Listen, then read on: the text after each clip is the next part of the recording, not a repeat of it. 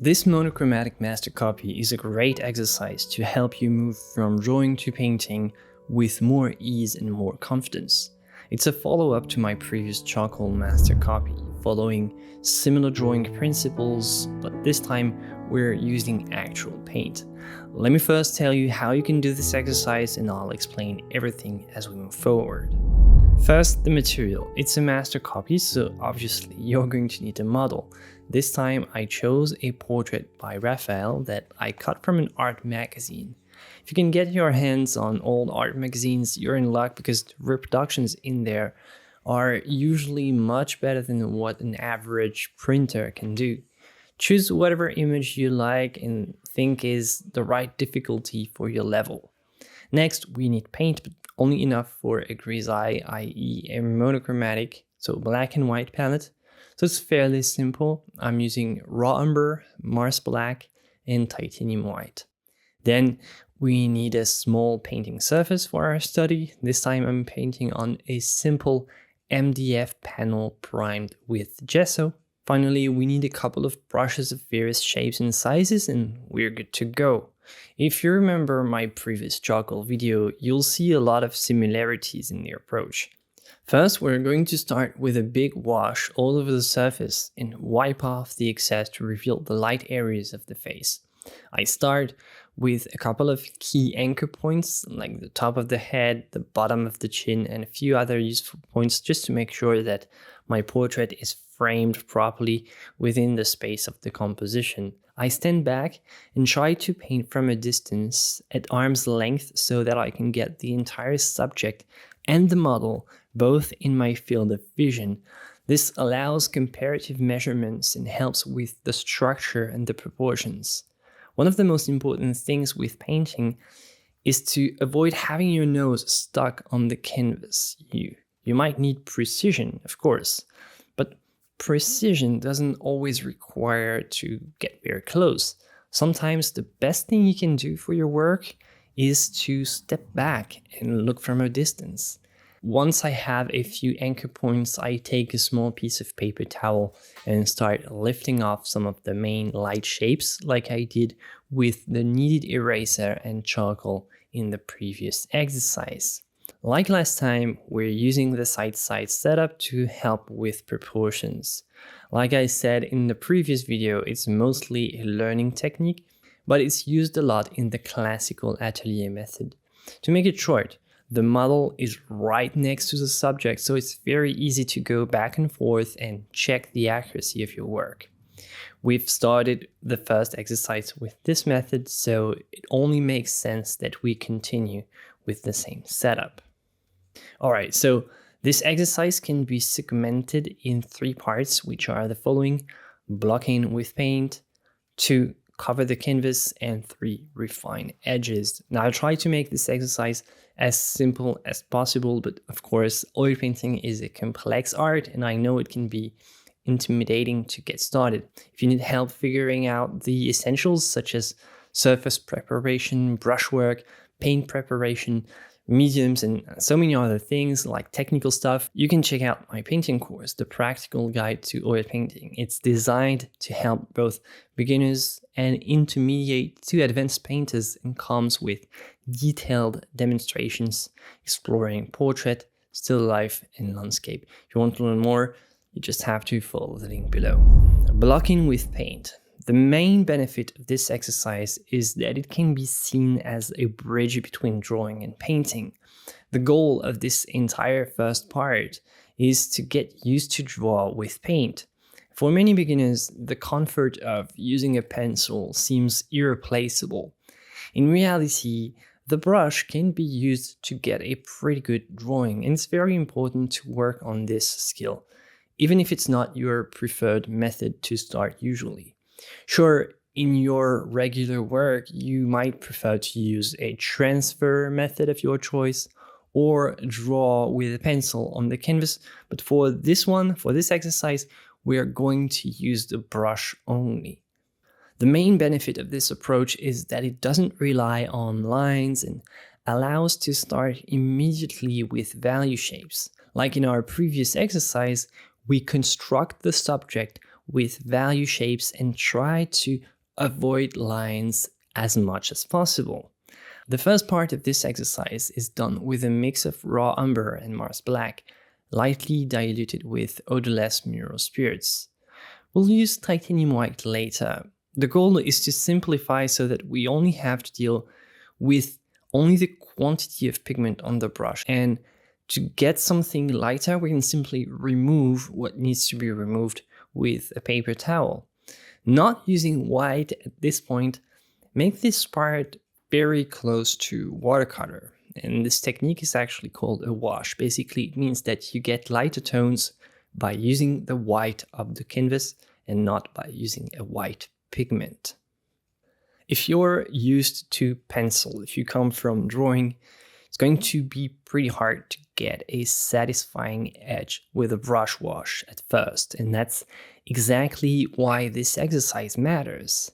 It will teach you so much about brush handling and especially how much pigment the brush can carry and how it spreads on the surface with each stroke. Obviously, it's more difficult to get a straight edge with a brush, but it's okay in the beginning. As you can see, the line is kind of blurry, but we can allow it to happen.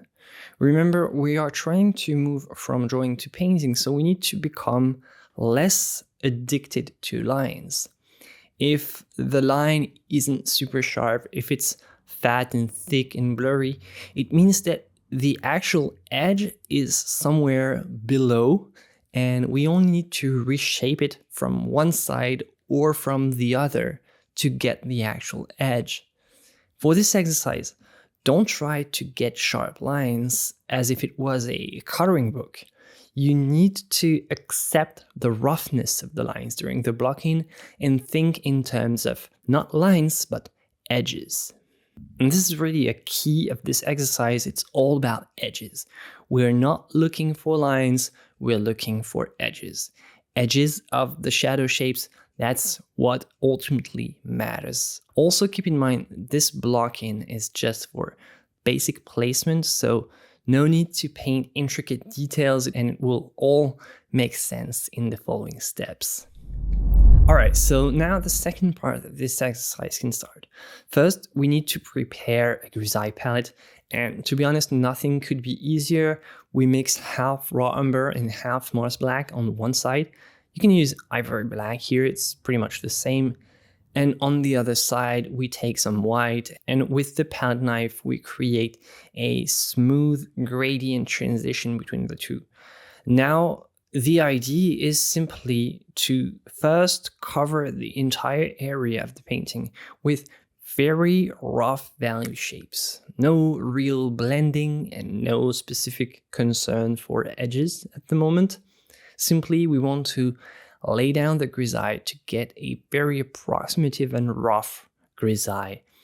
And I try to use only 3 main values as much as possible, even though it's not like purely intentional, but I try to use 3 main tones like dark, mid-tone, and light.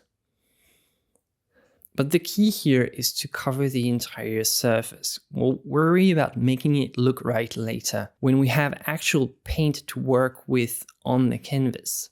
The key for this exercise is speed, and I know that normally I would recommend that you take your time and apply yourself, and here it's quite the opposite. You want to be very rough in the first stage, in this stage at least. Well, the very point of this exercise is to get moving, because many beginners get stuck in this very phase and have a hard time covering the canvas. Well, in reality, it's not necessarily the most important part. Is first you bring the matter in and then you reshape and refine it. It's an in-between stage. It's just covering the canvas, but it can take a long time. And if you get stuck here, it can bring discouragement for the rest of the painting. And this exercise will teach you to start with very rough value shapes at first and polish the edges later. If you do both at the same time, it not only makes the painting process much slower and painstaking, but also discouraging, because you can only realize that there was an error somewhere when it's too late and everything has been done and polished and finished, basically. Whereas if you keep things rough for as long as possible until everything is covered on the surface, you have time to figure out what's wrong and what's right. I know that I always say that, but it's comparable to sculpting in marble. You first start with big chunky blocks and you only refine and polish at the end. Basically, the point of this stage is to use 3 main values to cover the entire subject: dark, midtones, and light tones, and most importantly, keep edges for later. At the end of this phase, we should have something like this.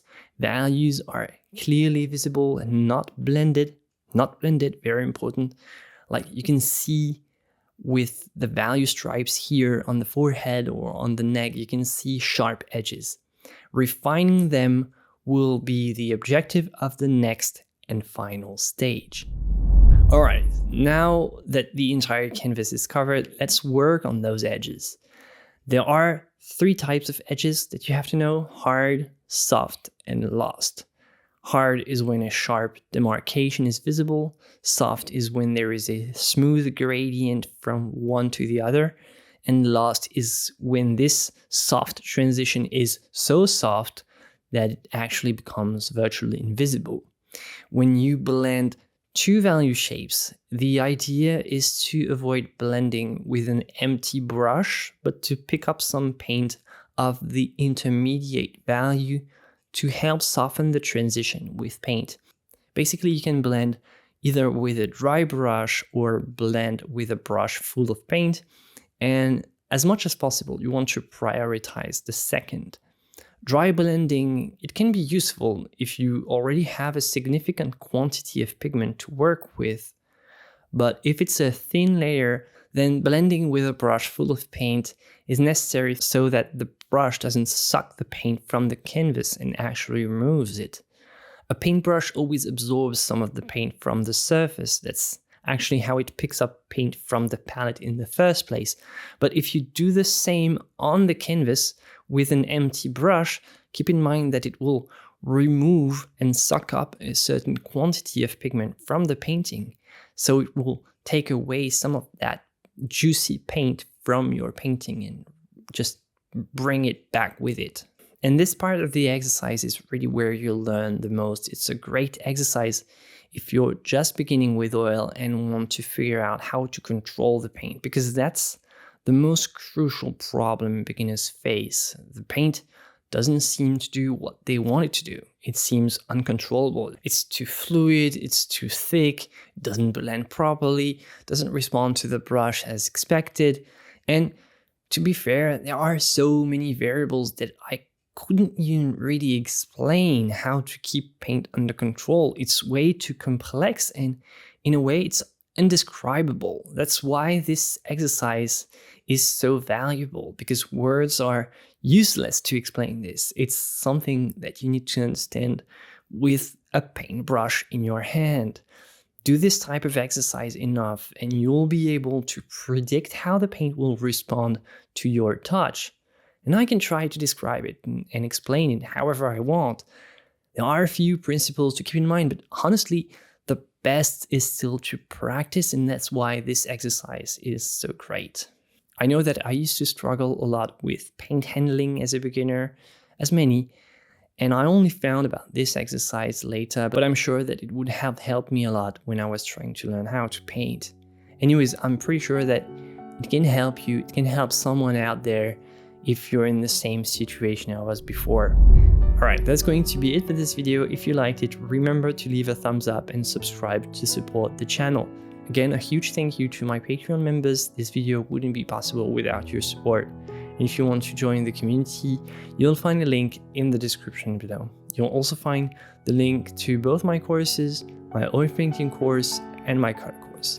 Alright, that's it for today. As always, my friends, joy and inspiration to you. Bye.